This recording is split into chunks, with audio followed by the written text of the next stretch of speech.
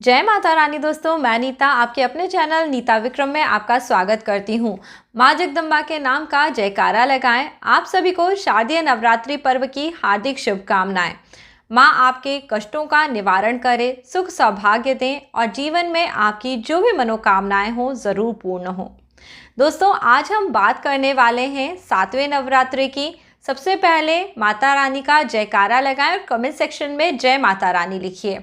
23 अक्टूबर 2020 की तारीख है और आज है 7वां नवरात्रा। इस दिन पे माँ कालरात्रि का पूजन करा जाता है। साथ ही साथ आज शुक्रवार का दिन है, तो कई जगह माँ वैभव लक्ष्मी के लिए उपवास रखा जाता है। एवं उत्तर भारत के कई राज्यों में आज सुबह से अष्टमी की तिथि लग गई है। क्योंकि यह अष्टमी की तिथि सूर्य उदय की एक घटी के साथ ही लग गई है, इसलिए आज कई जगह पे महाअष्टमी का पर्व भी मनाया जाएगा। ऐसे शुभ ऊर्जामय दिन पे आपके जीवन को अंधकार से दूर करने के लिए माँ कालरात्रि का एक विशेष उपाय मैं आपको बताने वाली हूँ, जो आपके जीवन को उजाले से भर देगा और आपके जीवन के जो भी कष्ट हैं उनको दूर करेगा, सुख सौभाग्य ज़रूर देगा। वैसे तो नवरात्रि के सभी दिन बहुत महत्वपूर्ण होते हैं, परंतु यह आखिरी के जो 3 दिन होते हैं इनका महत्व कई गुना अधिक होता है, जैसे कि सप्तमी, अष्टमी और नवमी। इन दिनों में जो भी सात्विक शक्तियाँ होती हैं उनका प्रभाव सबसे ज़्यादा होता है, जिसके कारण मनुष्यों को अपने जो भी शत्रु हैं उन पे विजय मिलती है। जीवन में यदि कोई बुरा समय या समस्या चल रही है तो वो भी दूर हो जाती है। इसलिए यदि अभी तक आप में नवरात्रि पूजन, उपवास, जप, दान पुण्य नहीं करा है तो इन आखिरी के 3 दिनों में आप यह सभी कार्य कर सकते हैं। तो सबसे पहले हम उपवास की बात कर लेते हैं। यदि अभी तक आपने कोई भी उपवास नहीं करा है तो आखिरी दिन पे आप उपवास रख सकते हैं, यानी 24 अक्टूबर 2020 को आखिरी नवरात्रा है। जी हाँ, 24 अक्टूबर की रात्रि में ही नवमी की तिथि रहेगी, तो इस दिन पे आप व्रत उपवास रख सकते हैं। जप करने की बात आती है तो आज से ही यानी सप्तमी की तिथि से ही आपको जप करना प्रारंभ कर देना चाहिए। माँ के नावार्ण मंत्र का जप करने से विशेष सिद्धियाँ प्राप्त होती हैं। ओम ऐं ह्रीं क्लीं नमः चंडिकाय, इस मंत्र का जाप करना या फिर ओम ऐं ह्रीं क्लीं चामुंडाय विच्चे, ये दोनों ही मंत्र समान रूप से प्रभाव देते हैं और कल्याण करते हैं। नवरात्रि में 9 दिनों में पूजा अर्चन करने से आपके नवग्रह शांत होते हैं। जीवन के लिए आपको अद्भुत शक्ति की ऊर्जा की प्राप्ति होती है। माँ जगदम्बा आपके जीवन के अंधकार को दूर कर देती हैं। सबसे पहले माँ कालरात्रि का आवाहन करना चाहिए। या देवी सर्वभूतेषु कालरात्रि रूपेण संस्थिता नमस्तस्मै नमस्तस्मै नमस्तस्मै नमो नमः। श्रद्धा और भक्ति के साथ अपना पूजन प्रारंभ करना चाहिए। सप्तमी की तिथि में सुबह के समय आप उठ जाएं और माँ का पूजन प्रारंभ करें। आप अपने स्नानादि कार्यों से निवृत्त हों, सूर्य नारायण को जल दें।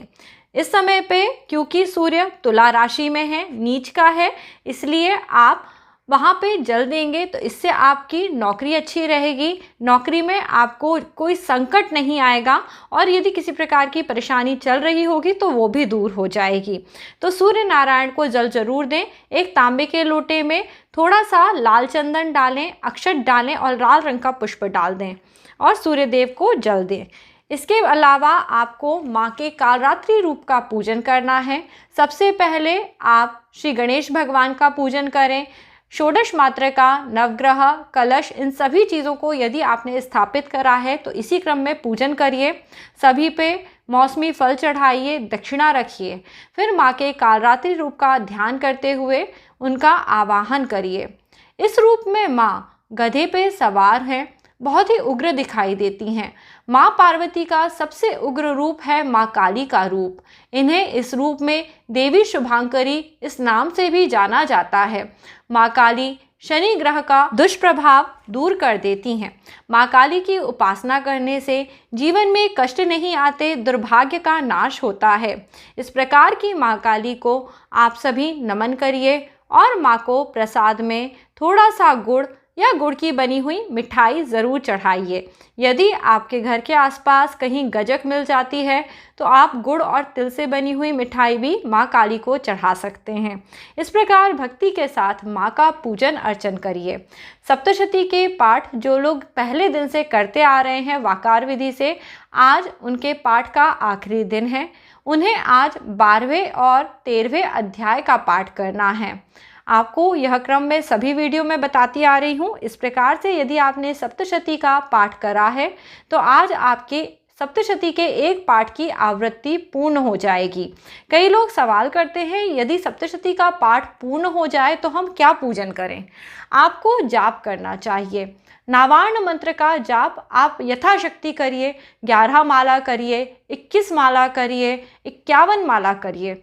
जाप का फल बहुत प्रभावशाली होता है और यदि आप चाहें तो पूरा एक ही दिन में सप्तशती का पाठ कर सकते हैं। पर सप्तशती के पाठ हमेशा विषम संख्याओं में करे जाते हैं जब तक कि उनकी संख्या 10 ना हो जाए। जैसे या तो आप 1 पाठ करिए या 3 पाठ करिए या 5 पाठ करिए, 7 करिए, 9 करिए। इस प्रकार से पाठ करने से माँ आपको अद्भुत रूप से आशीर्वाद देती हैं। सप्तशती के पाठ को लेके बाकी जानकारी मैं आपको अपने दूसरे वीडियोस में दूंगी।